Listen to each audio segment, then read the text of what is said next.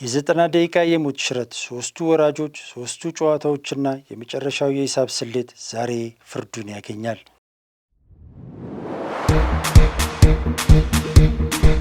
ይህ ጨዋታ ተራ የ90 ደቂቃ ፍልሚያ ብቻ አይደለም። የአንድ ሙሉ የውድድር ዘመን የልፋት አዝመራ የሚሰበሰብበት አሊያም ወደ ገደል የሚወረወርበት እውነተኛ የህልውና ፍልሚያ እንጂ። አዎ፣ በዕለተ ሐሙስ የኢትዮጵያ ፕሪምየር ሊግ የመጨረሻ ሳምንት ሶስት ጨዋታዎች፣ ሶስት ወራጅ ቀጠና ላይ ያሉ ቡድኖች በአንድ ሰዓትና በአንድ ደቂቃ እጣፋንታቸውን ይወስናሉ። በአሁኑ ሰዓት ወልዋሎ በ45 ነጥብ፣ አዳማ ከተማ በ43 ነጥብ እና ሽረ ደግሞ በ42 ነጥብ ላይ ይገኛሉ። ሐሙስ በሚያደርጉት ጨዋታዎች ምንም አይነት የይቅርታ መመሪያ የለም።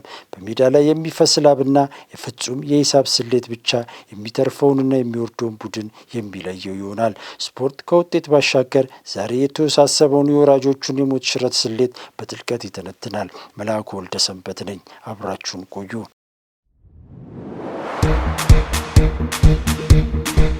ወደ ሂሳብ ስሌቱ ስንመጣ የሐሙሱ ምሽት እውነተኛ ድራማ ይኖረዋል። 15ኛ ደረጃ ላይ የሚገኘው ወልዋሎ በአንጻራዊነት የተሻለ እድል አለው። ወልዋሎ ሐሙስ ካሸነፈ አሊያም አቻ ከተለያየ ሌሎቹ ቡድኖች የትኛውንም አይነት ውጤት ቢያመጡ በቀጥታ በሊጉ መቆየቱን ያረጋግጣል። የአዳማ ከተማ እጣ ፋንታ ግን በከፍተኛ ውጥረት ውስጥ የተሞላ ነው። አዳማ ከተሸነፈ ወይም አቻ ከተለያየ በተመሳሳይ ሰዓት ደግሞ ሽረና ወልዋሎ የሚያሸንፉ ከሆነ አዳማ ከተማ በቀጥታ ወደ ታችኛው ሊግ የሚወርድ ይሆናል።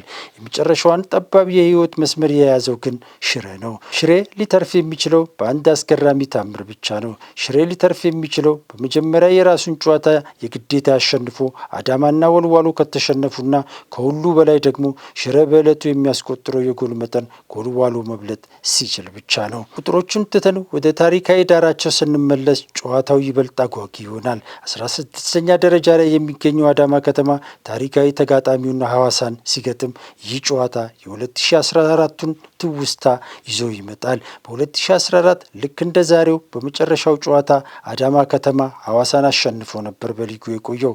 ዘንድሮስ ያ ታሪክ ይደገማል። አዳማ 55 በመቶ የኳስ ቁጥጥር ቢኖረውም 0.97 ጎል ይገባበታል። ሐዋሳ በአንጻሩ በጨዋታ 0.92 ጎል ያስቆጥራል። 38 በመቶ ክሊንሺት አለው። በአዳማ ስታዲየም የሚደረገው የወልዋሎና የቅዱስ ጊዮርጊስ ፍልሚያ ደግሞ የወልዋሎን እድል የሚወስን ነው። ወልዋሎ አቻ እንኳ ቢወጣ እንደሚተርፍ ቢያውቅም ሐሙስ የሚገጥሙ ግን የወራጆች ገዳይ ተብሎ የሚታወቀውን ፈረሰኛውን ነው። ቅዱስ ጊዮርጊስ በ2009 የኢትዮጵያ ንግድ ባንክን በመጨረሻው ጨዋታ አሸንፎ ወደ ታችኛው ሊግ እንደሸኘው ሁሉ ሐሙስስ ወልዋሎን ይፈትነው ይሆን? በርስ በርስ ታሪካቸው በሰባት ግንኙነት ጊዮርጊስ 5 ጊዜ ሲያሸንፍ ወልዋሎ 2 ጊዜ አሸንፏል። አንድም ጊዜ አቻ አልተለያዩ።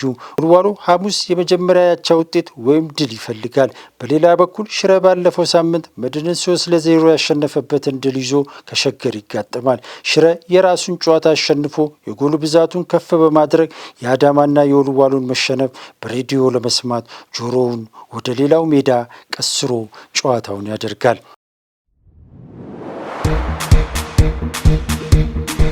የሊጉን ያለፉት 5 ዓመታት ታሪክ ስንመረምር የመጨረሻው ወራጅ ቡድን በፍጻሜ ቀን የተለየባቸውን 3 ታላላቅ ዓመታት ነበሩ። 2014፣ 2015 እና 2017። በ2017 ሁለቱ ወራጅ ቡድኖች እርስ በርስ ተገናኝተው ኢትዮ ኤሌክትሪክ አሸንፎ ሲተርፍ መቀሌ ወርዷል። በሁለቱ ዓመታት ግን ልክ እንደ ዛሬው ወራጅ ቡድኖች እርስ በርስ አልተገናኙም ነበር። በ2015 አርባ ምንጭና ወልቂጤ ከተጋጣሚዎቻቸው ጋር እኩል 1-1 ተለያይተው በጎል ክፍያ ወልቂጤ ሲተርፍ አርባ ምንጭ ወርዷል። በ2014 ደግሞ ልክ እንደ ዛሬው አዳማና ድሬዳዋ ተጋጣሚዎቻቸውን አሸንፈው ሲተርፉ አዲስ አበባ ከተማ ተሸንፎ ተሰናብቷል። ዘንድሮስ ከሶስቱ ቡድኖች መካከል ተጋጣሚውን ማሸነፍ አቅቶት እንባ የሚያፈሰው ቡድን ማን ነው?